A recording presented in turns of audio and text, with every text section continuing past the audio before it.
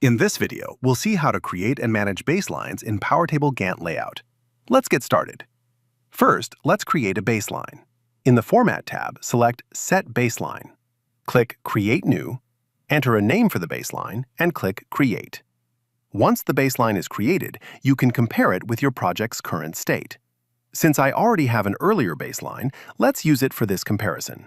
You can also compare two baselines to track how your schedule has changed over time. To manage your baselines, click on Manage. From here, you can rename or delete a baseline using the available options. You can also restore a baseline as the current data. Now, let's look at the baseline-derived columns. Go to PowerTable, click on Insert Column, hover over Visual Column, and select Derived Column. In the Derived Column side pane, you'll see the baseline-derived columns. These columns are available only when at least one baseline has been created. Select all the baseline columns and click Apply.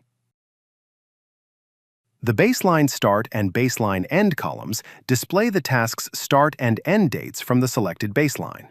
The schedule variance column shows the schedule difference between the task's current end date and the end date in the selected baseline. Note that baseline start and baseline end are available only when comparing the current data with a baseline.